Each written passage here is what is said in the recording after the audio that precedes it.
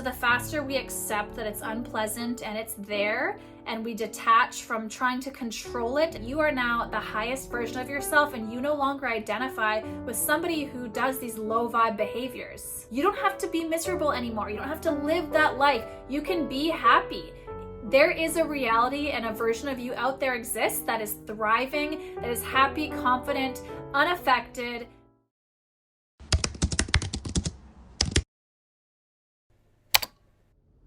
Hey guys, welcome to Self-Care Sundays with Sophia, where we talk about self-love, self-growth, and everything in between.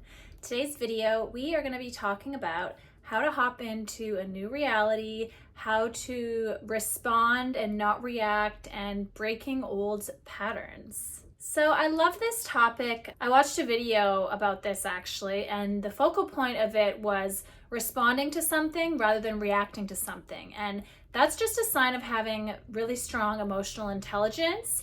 It's human nature for us to react emotionally, or if something triggers us, we'll get grumpy, or it'll upset us, or we'll feel a certain mood, and we'll literally feel it in our body because our body holds on to emotions, and when something is triggering, it's a reminder of the feeling that you had last time.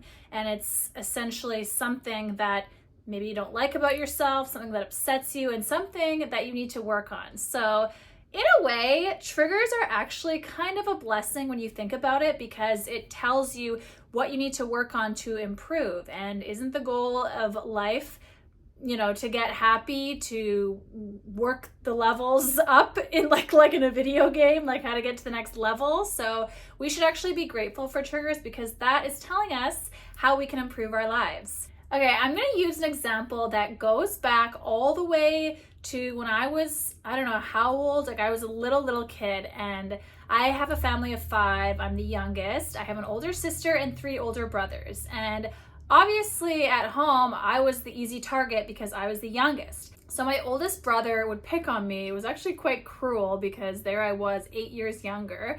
But anyway, sometimes the other brothers would join in and they would just harass and tease me, and I would just scream and cry.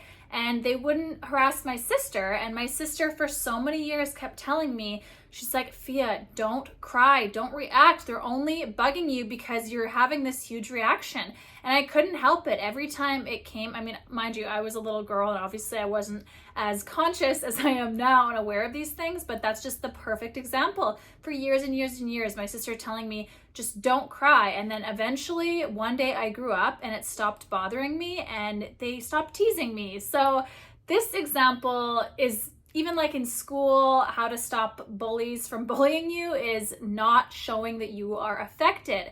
For some reason, it's almost like when we're like dating too, if you can tell that somebody, you really get to them, or like how like a guy really likes you and you could say something, you can see the look on their face of hurt, and it's like, whoa, I like own you, I can control you. And it's just like not as attractive because I don't know, it just isn't for some reason. When you can tell that you have a really strong hold on their emotional well-being, it's kind of pathetic, and yeah, that's not attractive. So I guess that makes sense.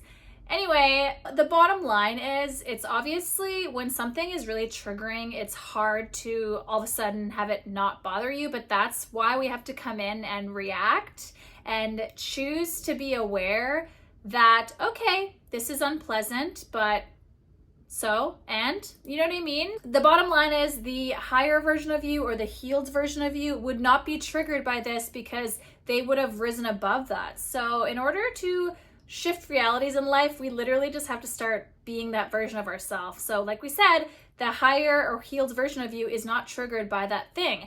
I have a perfect example of this as well from my personal life.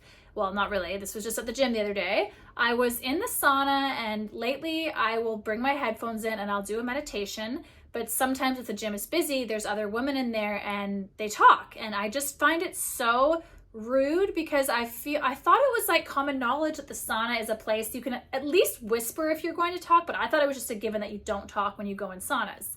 Anyway, so I had my meditation, and obviously the voice is very soft. There's a lot of times when the guided meditation has no talking, it's just like this music, and all I could hear is this one girl's voice just yapping. And this has happened many times before, so it is like I expect it to happen and it's like a trigger for me. And then I can't do the meditation because all I can hear is this person's voice. So I really challenged myself to reframe it and actually add it into the meditation and use it to my benefit. So you might ask, how is that even possible? Because that sounds really annoying when you're trying to meditate.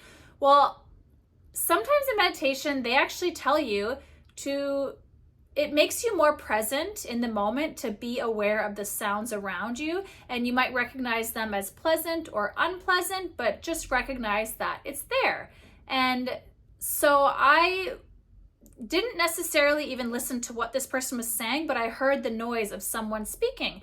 It wasn't really a pleasant feeling, but I just let the moment pass. I accepted it. Acceptance is a huge one when you're trying to reframe and not be triggered. Just accept that it's there, it's not pleasant, and let it be. And so it was so much easier for me to get back into the meditation. Obviously, I didn't right away like nail it and get into a deep meditation, but I think it's the start of something really beautiful here because I was able to be okay with it. And other times I actually would spend time in there just being like, oh, like, I can't wait till the person leaves so that I can say to the other person, isn't that so rude? Like I'm letting it bother me so much because I would stop focusing on meditation and then I would think about, okay, I hope she leaves soon so that I can look at the person next to me and be like, isn't that common knowledge that you're not supposed to talk in a sauna?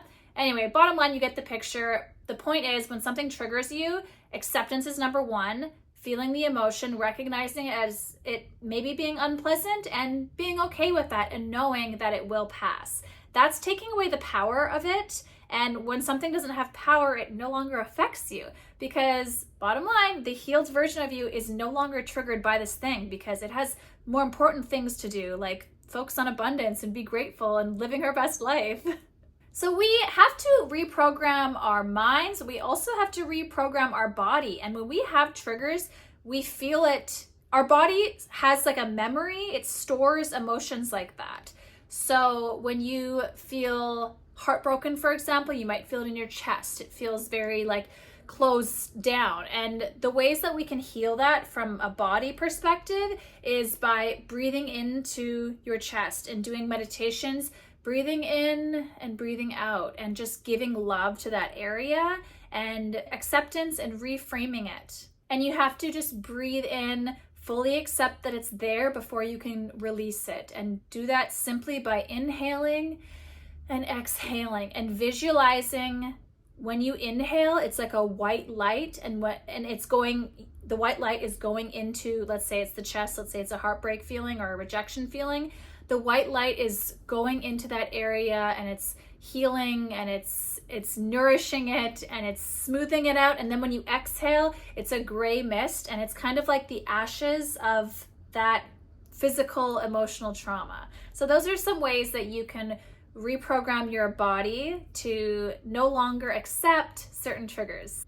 And just knowing that, yes, it's an unpleasant feeling, but it will pass. Just like the air we breathe, it will pass. Nothing in life is permanent. Everything is temporary, and there's no highs without the lows in life. So we really just have to be grateful for the lows in life because there's lessons in that, and it gives you contrast. If everything went smooth sailing your whole life, it would be extremely boring. So we don't want that.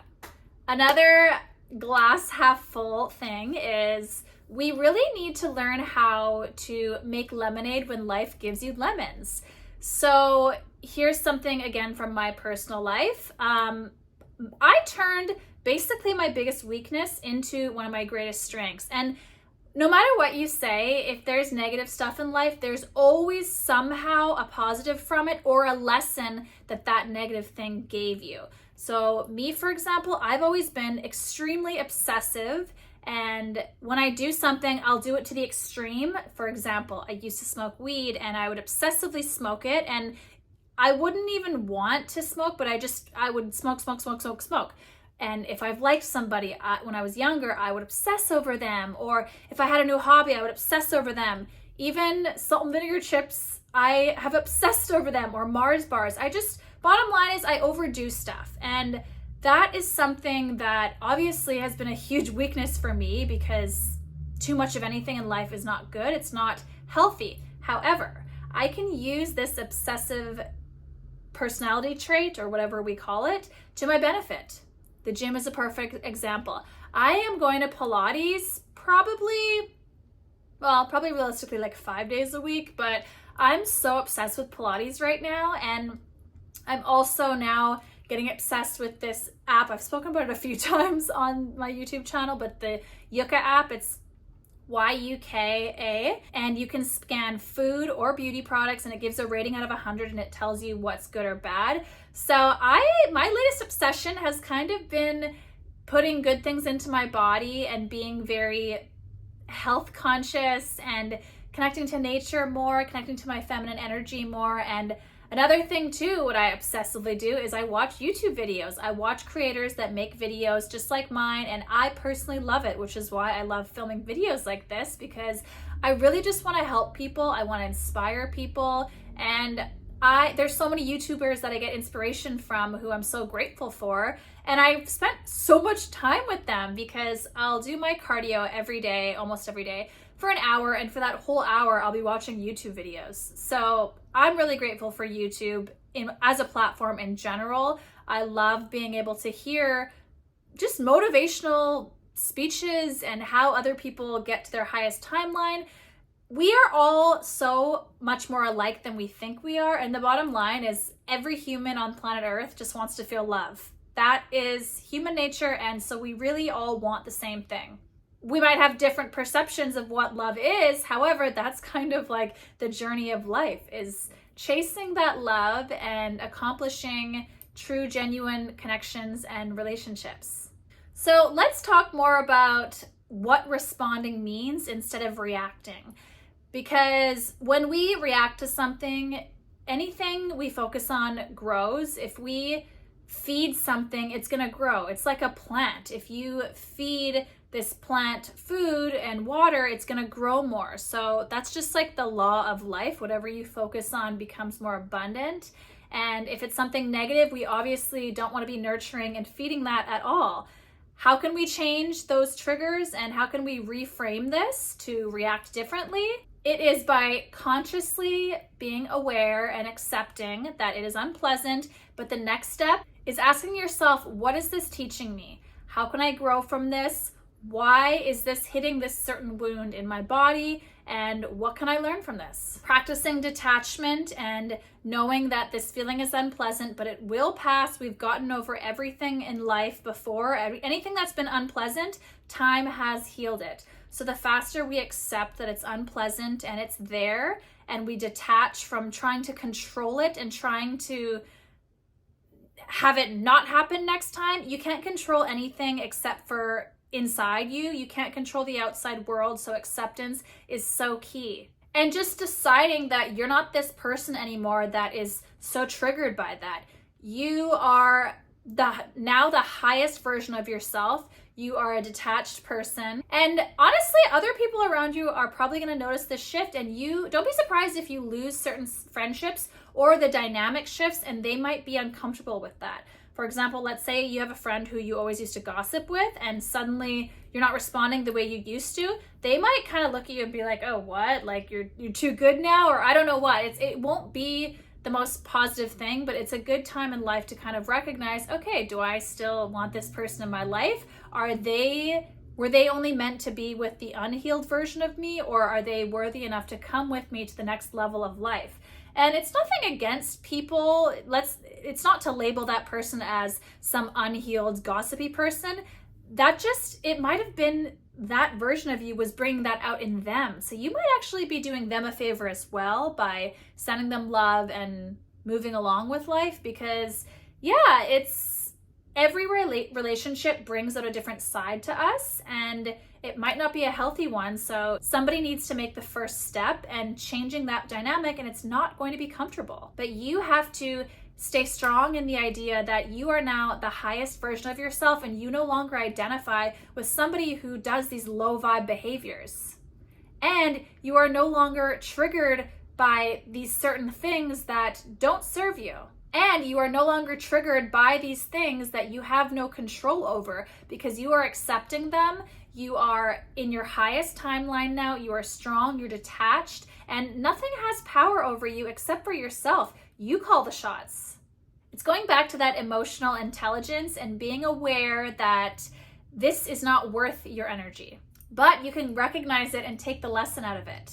Something else I want to quickly touch on that kind of is something that's very important if you are going to detach from these old triggers is not being a victim and not having the whole why me mentality, because honestly, when you're a victim, that is actually a very selfish energy to have. It is very much, the world revolves around me. Oh, everybody else is thinking about me and how to hurt me. The unfortunate reality is we're kind of on our own. Nobody really cares enough to dissect or get into your world, maybe briefly, quickly, but generally no one really cares. So I don't think people necessarily are trying to trigger you. They're just doing their life, and they might act on something that triggers you, but they're not consciously being like, oh, let's bother them, let's trigger them and hurt their path. Nobody cares about you enough to actually do that. So it's actually up to us to recognize that we're on our own here and you make your life what it is. And stop thinking that the outside world is out to get you. Nobody cares enough. You come here alone and you leave alone. So you got to make the most of what it is. And by saying, oh, why does this happen to me? This isn't fair. Well, guess what? A lot of things aren't fair. Some people are born in countries that have war, they have no food, no money, no opportunity whatsoever. The fact that you have an iPhone and you're watching this right now tells me that you are extremely blessed. So I'm not really buying the whole why me thing. You got to get out, and it's easy to sit there and it's what it is when you're in a mentality of thinking like, oh, this only happened because that happened. Like, oh, it's not fair. That means you're not taking responsibility for any of your actions. And the fact that you are unhappy right now is 100% your fault. It's your mindset. It's you allowing these triggers that we talked about earlier. It's you allowing those to get under your skin, and you're not taking the steps forward to change and break those habits. You don't have to be miserable anymore. You don't have to live that life. You can be happy. There is a reality and a version of you out there exists that is thriving, that is happy, confident, unaffected, detached, abundant, happy, and you can be that person.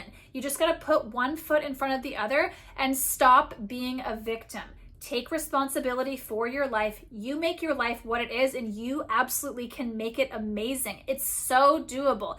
Take it from somebody who used to eat McDonald's 5 days a week and would smoke multiple joints a day, lazy, useless, hated myself. I completely flipped my life around because I got tired. You get to a point where it's like, okay, you know what? I'm sick of this. And it's very slow, small steps, but remembering to reward yourself for taking those small steps and being kind to yourself. Changing your inner dialect is so important. And in order to conquer that victim mentality, we do have to stop affirming to ourselves, oh, well, yeah, that's not fair. Oh, well, because they did that, now I'm stuck with this. No, stop blaming them.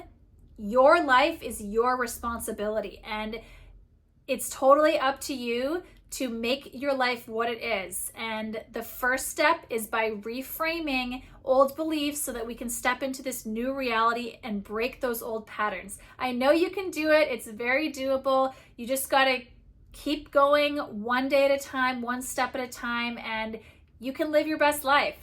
Okay, I think I'm gonna wrap up this video. I hope you enjoyed today's topic and got a little bit of inspiration. My name's Sophia Pearson. You can find me on all my social medias at Sophia Pearson. Thank you so much for watching Self-Care Sundays with Sophia. We'll see you guys next week. Bye.